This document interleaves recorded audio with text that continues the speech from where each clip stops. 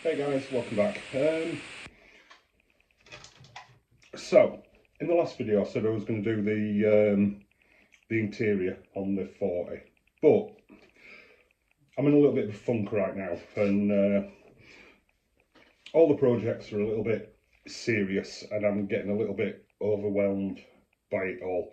So, as you can see, I'll just turn this camera around.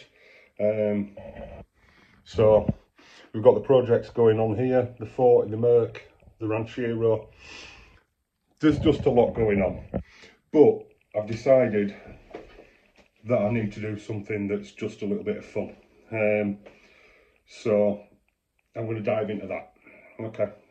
Right, so at NNL West, I was blown away and honoured to win the Steve Hinson Memorial Award for the Komanche, which is just awesome. But on the award, this is Steve Hinson's build of a 40 Ford, and he did it as he's done a base of it kind of like a cheese moon kind of thing. So I decided I'm going to build a base, something similar, but my own style to fit the Komanche.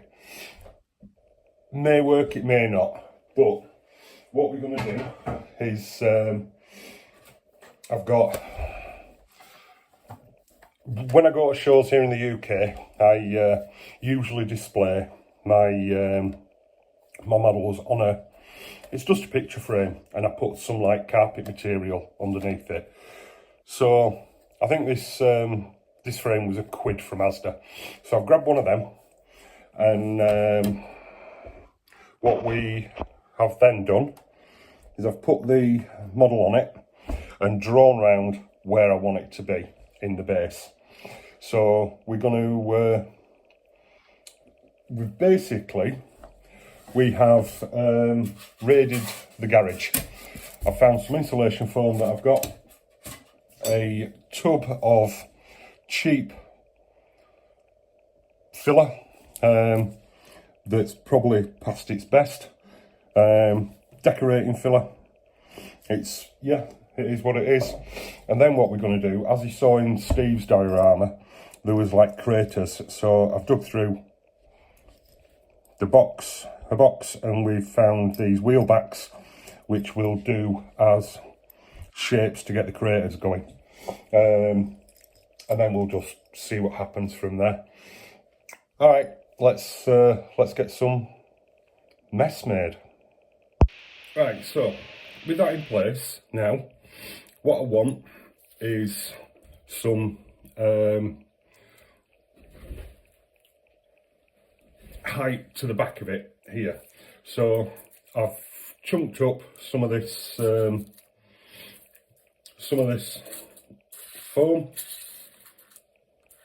and we'll just, what I'll do is I'll white glue that in place, and then we can cover it in filler. So that's going to be the height of the stuff to create the height at the back of the area that we want. As I say, that is just making a void, really, getting rid of void.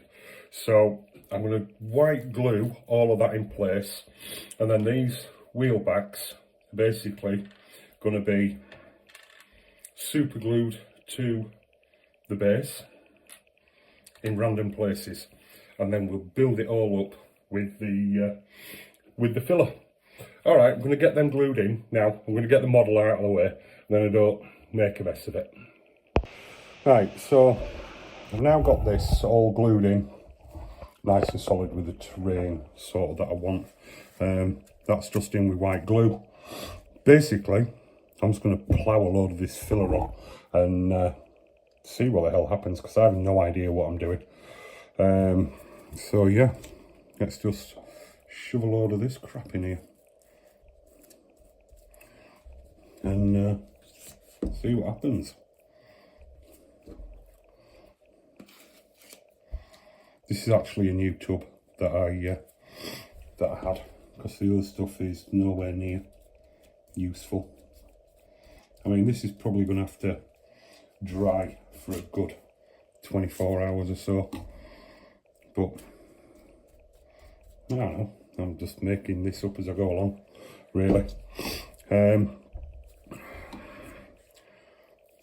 And I'll just chuck it all in and kind of see what happens.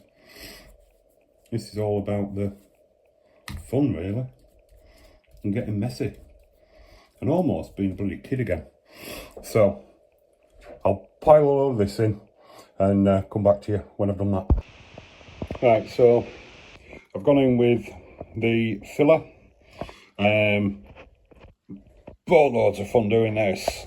It's like it was all over my hands, all over tools, it's all over the bench, and I've just slapped it on willy-nilly after gluing the polystyrene in.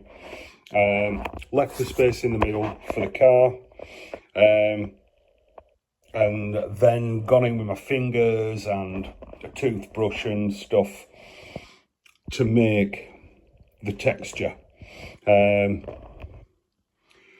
It's not going to be a prototypical, it's going to be somewhat alien-y, I think, but I need to let this dry now. But yeah, I'm having a boatload of fun with this one. Right, so